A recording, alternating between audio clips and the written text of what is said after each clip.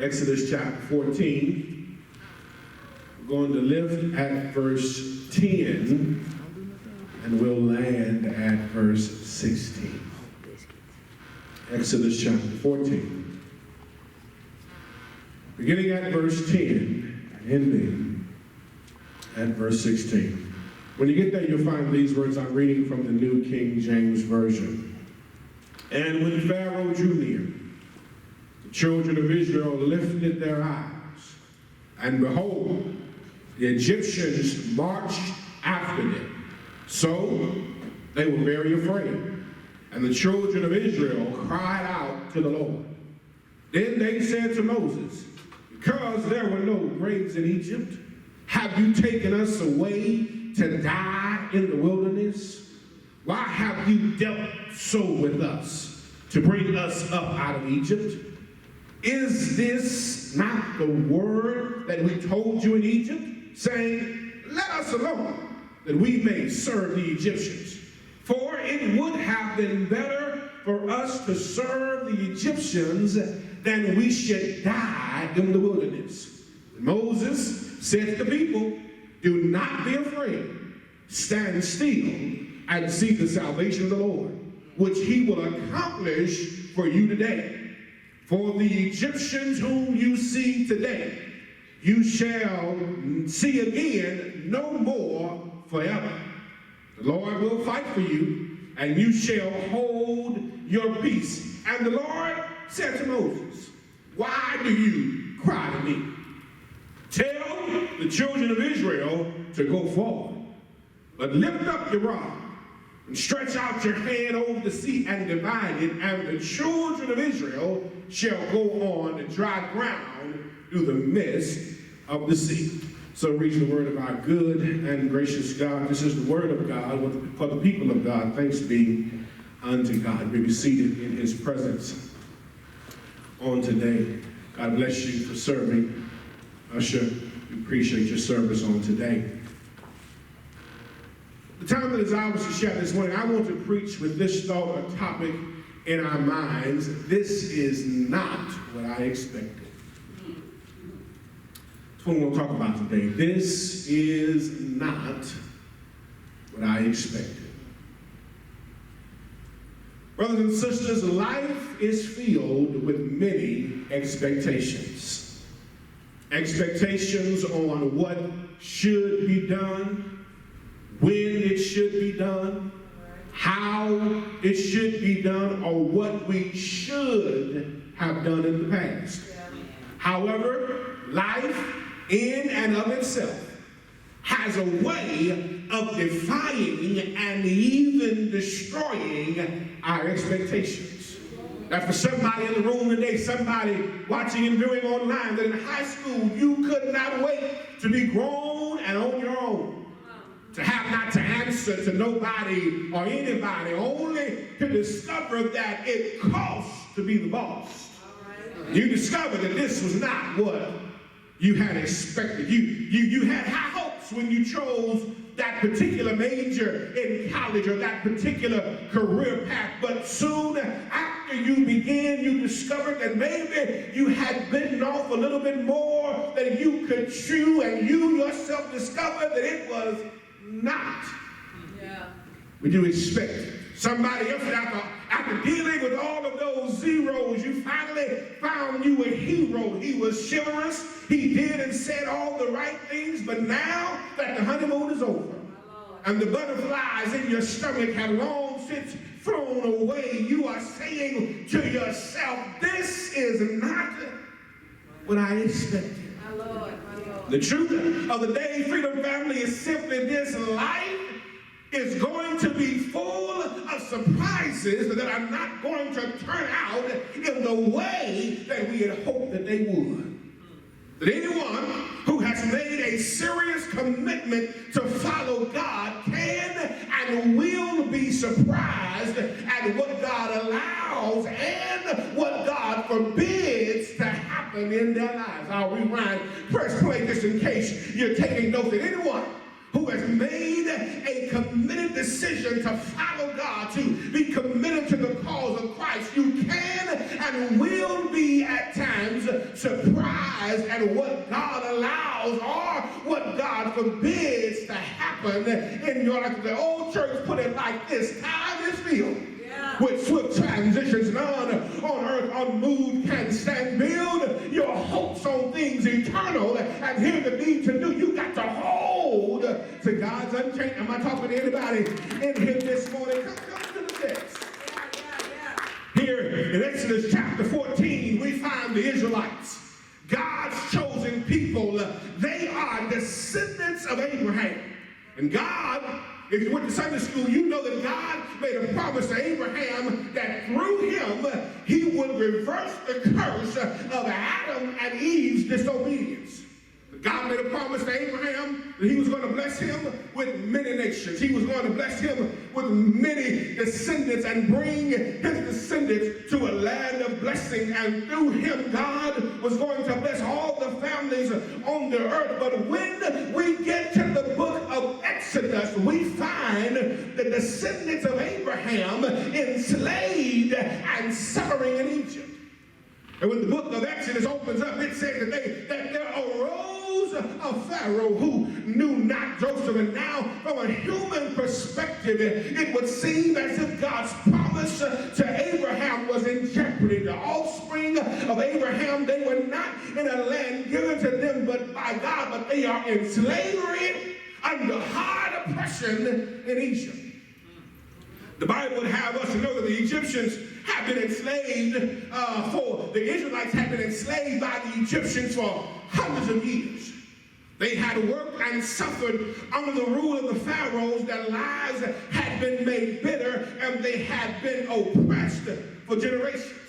But yet, if you take out the time and read the book of Exodus, you will constantly see over and over again the faithfulness of God. That even though many of the Israelites had long since forgotten about Abraham and his God, the shout of the text is simply this: the God of Abraham had not forgotten about them. Even though it may have been a while since they had rehearsed in their ears the promise that God was going to bless them, God was going to give them a land flowing with milk and honey. God had not forgot about them. Their cries did not fall on deaf ears. And for many of them, this mysterious God of their ancestor Abraham, who had become a fading memory, is now walking through a man by the name of Moses to secure their freedom. And after God had brought multiple judgments upon Egypt, Pharaoh had finally relented and let his people go. All right.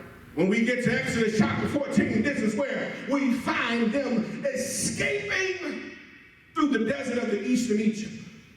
Now, in many popular versions and recantations of this particular pericope, these events, it seems as if the whole story is really about God not liking slavery. But I want to suggest and submit to us this morning, Freedom, that even though it is fair to say that God is a God of liberation, there is more behind these events than just social emancipation. That God desired to use each and every event and circumstance to teach the children of Israel more about himself in an effort to strengthen their trust and belief in him. And here's the question I want to ask this morning, and I'll sit down and be happy all by myself, is what do you do when life's journey takes you to spaces and places that are unexpected and undesired? Help us today. How do you handle the unwanted, undesired, unfavorable, unexpected circumstances of life? Well, I got three things. I believe this text is taking the teaching I'm going to give it to you, and I'm going to leave you alone. The first thing you have to understand is that what God has envisioned is far better than what you expected. Yes, sir. Yes, sir. Church folk don't know when to shout. I'm going to have a class one day right here on a midweek night to teach you when to shout. But here's the truth of the matter. The that God had for Israel was the best for them, even though it was filled with challenges that they had rather not experienced. Yes, sir. All right. The Israelites had been enslaved for 430 years when the time had finally showed up for them to leave. And it would seem as though that after 430 years of slavery, God would use the most expedient route, Ted, to get them to the promised land. Yeah.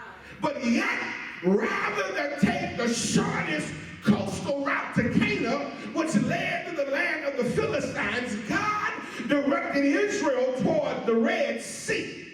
And because of that, the Israelites find themselves in an impossible situation. Yes, sir.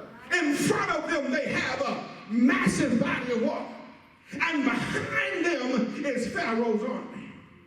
Now, intelligent minds have already discovered that the shortest distance between 2 points is a straight line. Come on, anybody in school? Yeah. Okay, now, and if the goal, Brother Marcus, was to simply get the children of Israel from point A to point B, if the goal was simply a destination, then that would make God the lousiest travel agent in the world. However, God was not concerned about the place.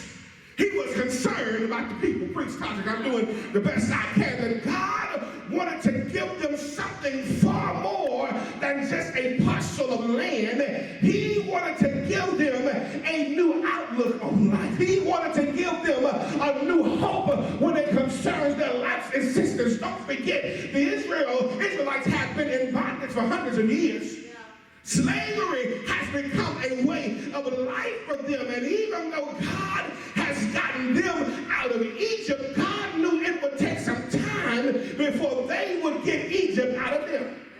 That's it. And I'm talking to somebody in here right now because you've been far removed from that situation, but every now and then when you hear a certain song on the radio, it takes you back 5, 15, 12 years. I'm talking to somebody in here right now. You can't stand to hear some person's name pass by some particular place simply because even though you are no longer in it has not come out of you. And God wants to show these people that not only is he going to take them out of Egypt, he's also going to change their mindset on how they look at the world in front of them from this point on forward.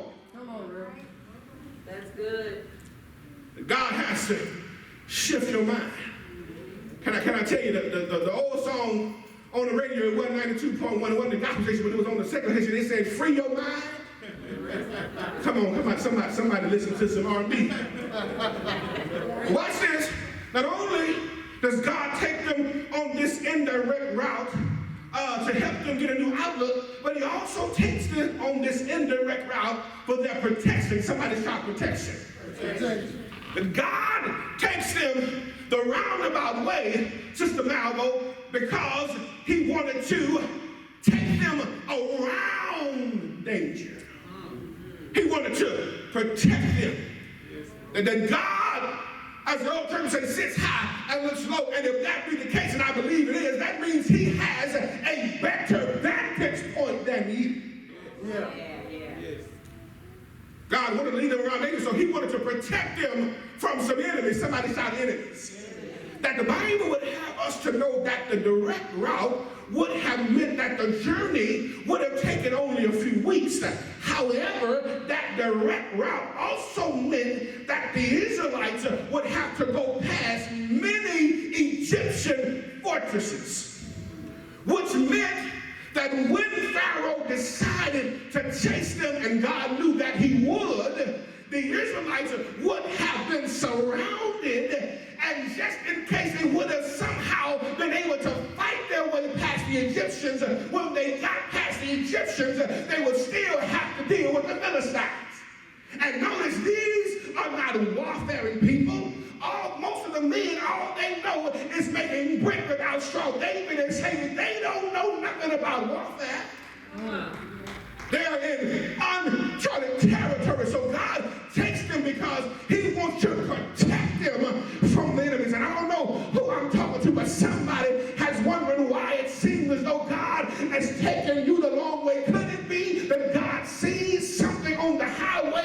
sees something on the route that you are not privy to, and before he allows you to get in a space and in a place that you don't know how to get yourself out of or how to defend yourself from, he'll just take you a roundabout way to protect you and let you bypass that stuff altogether. I wonder, is there anybody in here who will lift up their hands this morning and say, that's the kind of God I serve, and my testimony is, any way you bless me, Lord, I'll be satisfied, because I cannot see the future.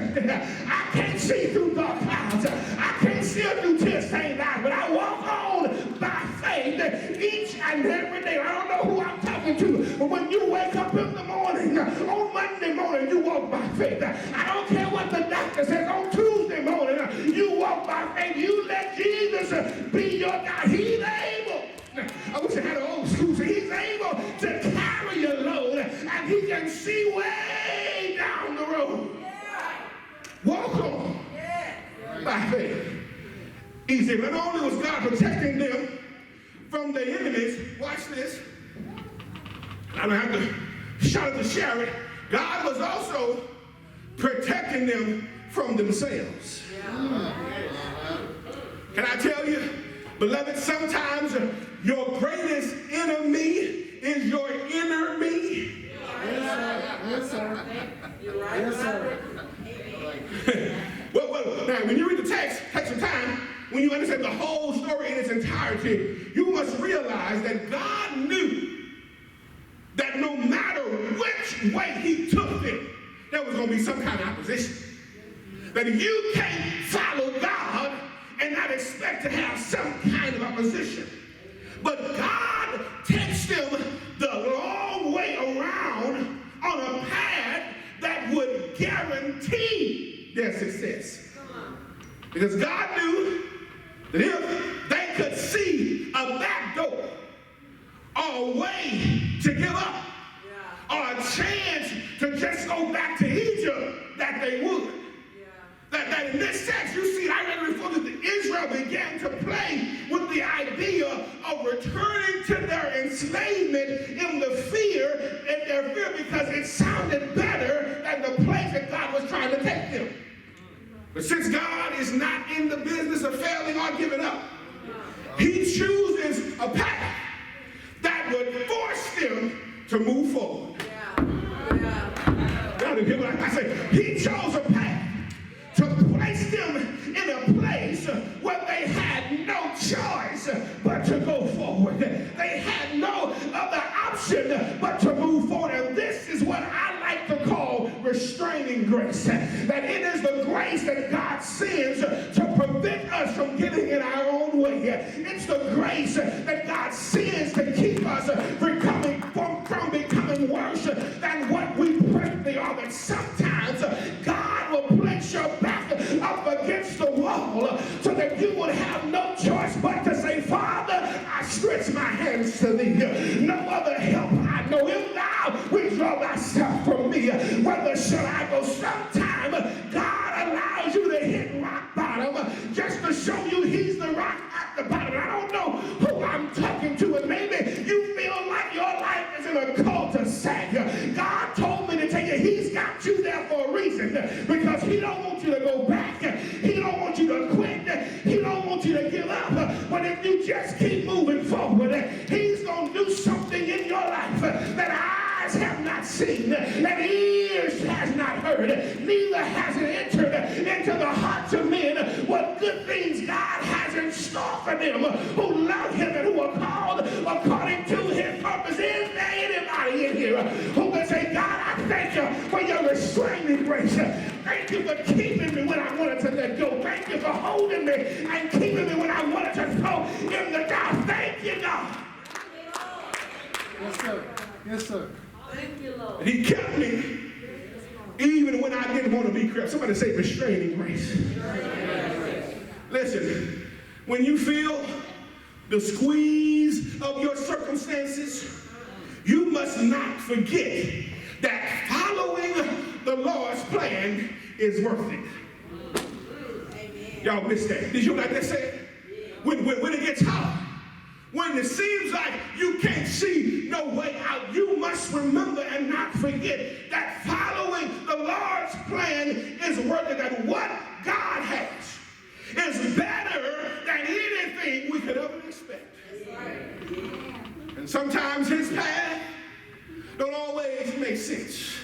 But you got to learn how to trust his heart, even when you can't trace his hand. Can I tell you, there have been times in my life, church, where I didn't always know what God was up to. It didn't always make sense why God would allow certain things to happen. It didn't make sense why God would allow certain situations to end the way that they ended. But on the other side of the storm, on the other side of the problem, I discovered that God has a way that matter of fact, he was working all the time, and he was navigating every soft spot. He was navigating every bad predicament. He was navigating every rough season to remind me that yes, his word is true. All things work together for the good of them who love God. It may not feel good. It may not sound good. Matter of fact, it may not look good. But the shout of the day is it's working for my good. Everything is working for my good because the God I serve is intentional. Here's the truth. Don't miss it. What God has envisioned is better than what I expected. Watch it. Here's the next thing. God's faithfulness is your foundation for the future. Soon as the Israelites realized that the Egyptians were pursuing them, they became paralyzed with fear. Now, here's the truth. It made sense for them to be afraid because they based all their outward observations on what they saw. Israel was in serious trouble.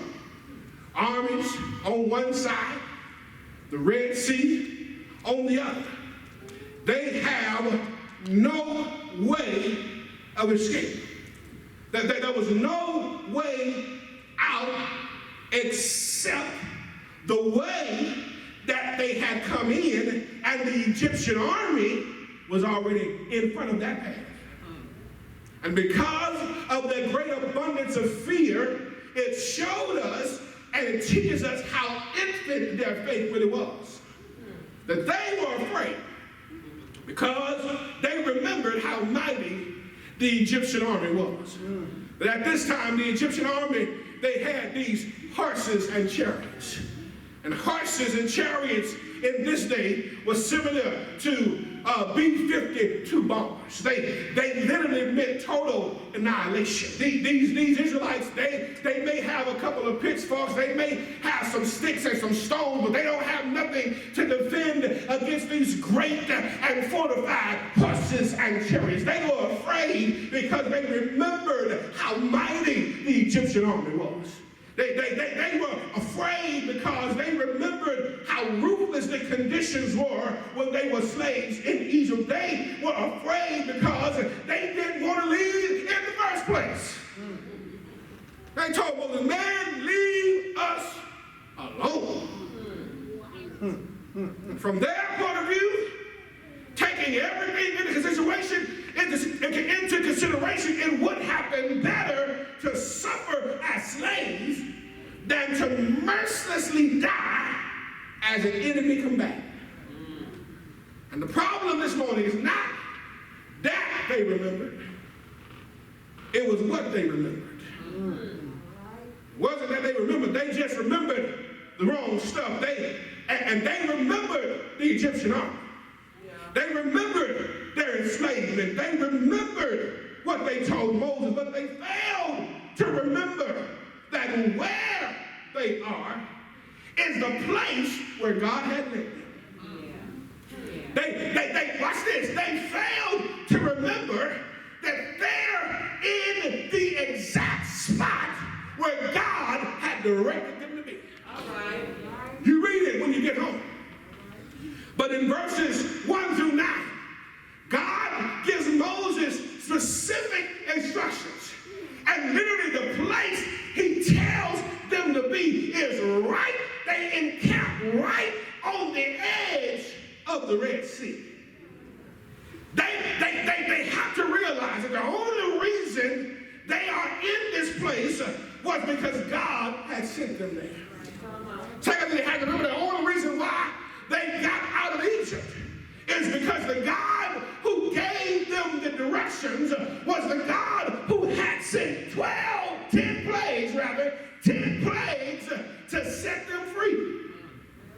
It was God who had loosened the clenched fist of Pharaoh. Yeah. It was God who, through his unmistakable wonders, brought the most powerful civilization in this time to its need. And the same God who did all of that was not going to simply just let them die in the desert. That's it. Can I tell you, it's a dangerous thing when we forget, when we don't realize how God has worked in the past. My Lord. And when we don't remember what God has done for us in a way that affects our lives today and in our lives in the future, we will always be crippled by fear. My God. Hear the truth, beloved. God's past provisions provide fuel for our faith in the present and in the future. That's it. That's why the old saints will say, Jesus, I'll never forget Yeah. what you've done for me. Yeah. Because when I think about what he's done, it gives me an inclination of what he will do. That's it. Don't you dare forget about God's faithfulness. God has demonstrated his faithfulness to the Israelites by bringing them out of slavery, that he had done more than enough to earn their trust. And still yet we see Israel declared that it would have been better to stay in slavery instead of trusting that God would be faithful. I'm trying to help us today. Yeah. Don't you forget what God has done. Don't you think that God has brought us this far just to leave us now, but God is still working. I know you may not see it. Maybe it's because you're focusing on the wrong thing. Maybe you're spending too much time magnifying the problem and not magnifying the problem solver. But don't you ever forget about the faithfulness of God. And I'm moving to my last point, but I wonder if there's somebody in here who can help me encourage somebody else who knows that even when things are bad, God is still faithful.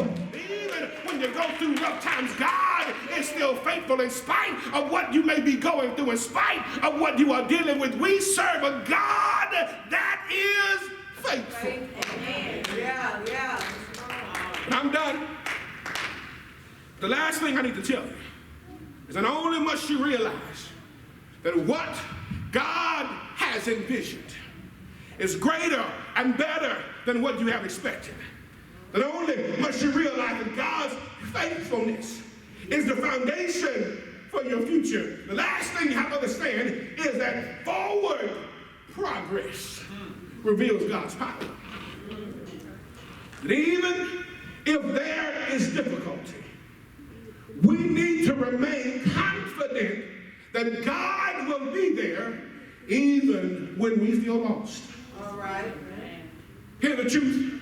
I came all the way here to tell you this morning, Freedom Family, God is steadfast. Yes, he is. God is reliable. Yes, he is. And he does not change. That you can trust him to lead you down paths that are worthwhile. And even when you seem to meet a dead end and you cannot see where the Lord is taking you, you can trust him. That's right. Oh, listen, I know y'all tripping. I know you want to go back and watch this. Don't be afraid. Listen, you won't always understand how and why God moves. However, we must remember that God has made and is making and will always make a way for us to overcome through him. When Israel was caught between the sea and the army, God could have had for them where there had not been one before. Don't be afraid. Not only does Moses tell them don't be afraid, he says, watch this, he says, stand still. When we are stuck, it is important for us to allow God to make a way for us rather than trying to make a way for ourselves. All right. Moses tells the people to stop. That this is often the direction that the Lord gives to the believer in a time of conflict and crisis. That despair has a way of casting you down and keeping you from standing. Fear will tell you to retreat. Impatience will tell you to do something now. Presumption will tell you to jump into the Red Sea before it is parted. Yet, as God told Israel, he often tells us to simply stand still. Hold your peace as he reveals his plan for our lives. Yeah. God can still do what he said he would do, even if we can't see how. He says, stand still. Then he tells us, in verse 15, he says, stop crying and complaining. Their cries unto the Lord, which many can interpret as even prayers, were not filled with faith, but they were filled with desperation. My Lord. And for many of us as believers, there are times, even in our own very spiritual existence, that we use prayer as a crutch. My Lord. Let me help you this morning, freedom. You cannot substitute prayer for obedience. My God. Say that. And listen, there is a time for praying, but there is also a time for faith-filled activity. That's right. That prayers may ask for God's help, but it is our actions that allow God's help to be made manifest in our lives. That's right. That's right. Amen. He said, listen, he said, don't tell. He said, stop crying. But get ready to position yourself. And he says, don't cry to me. Just tell the people to go forward. Yeah. And can I tell you the reason you can do so is because the Lord will fight for us. God tells Moses to tell the people to go forward. And I want you to go out there. I want you to lift up the rod. And I want you to stretch out your hands. And they were simple instructions, but they were attached to a mighty miracle. Because the Bible says when Moses stretched forth his hand and lifted up his rod, there became a way where there was no way. That God seemingly did the impossible. He allowed the Red Sea to draw on both sides. And he allowed the children of Israel to walk across on dry land.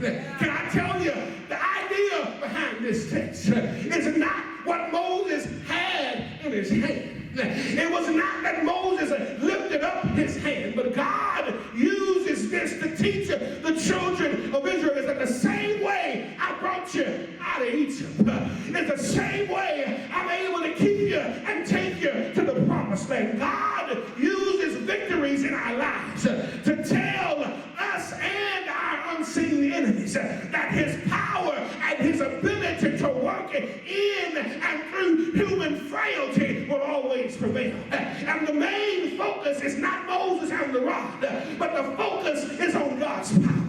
The focus is on God's promise. The focus is on God's protection. The focus is on God's provision. And I don't know who I'm talking to, but can I ask you a question this morning? Have you any rivers that seem uncrossable? Have you any mountains that just cannot tunnel through? I came with good news. I serve a God who's able to do things that seem impossible. And the shout is this morning, he can do what no other power can do. Is there anybody here this morning who can say it may look bad, it may look bleak, but I made up in my mind that I will trust in the Lord. I will depend on him. I'm going to trust him and move forward. I'm going to trust him and keep on serving. I'm going to trust him and keep on depending. I'm going to trust him and keep on believing. Because I've been young, but now I'm old. But I've never seen the righteous forsaken, nor his seed begging for bread. And good evening now, church. I'm done with y'all this morning. But is there anybody in here who can help me celebrate?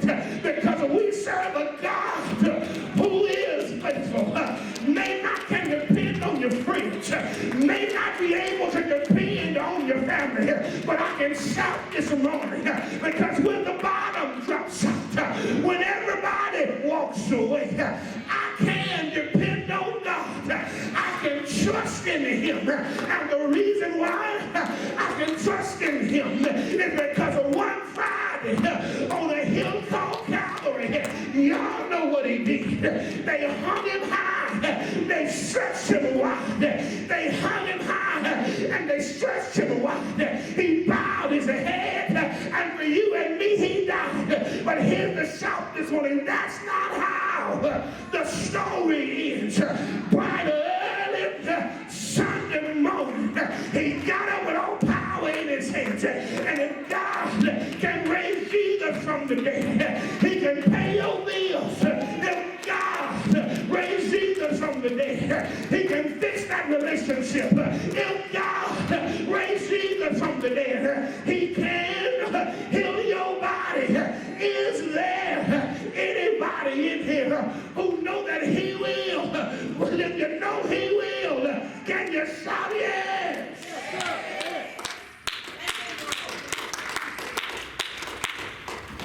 Even when it's not what you expect, you can trust and you can depend on God. Yes, sir. Because he's the same. We may change. Yeah. Circumstances may change. Personalities may shift and change. But God, he's the same yesterday, today, and forevermore. And the question is, will you trust him? Yeah. Yes, sir. Will you depend on him? Will you stick to your commitment to the cause of Christ even when things look different and look bleak? Will you trust him? Because he's not just a promise maker. He's a promise keeper. He will do what he said he would do. And where God guides, he provides. If it's God's will, it's God's will. He will take care of you. If I had my voice, I tell you, be not dismayed.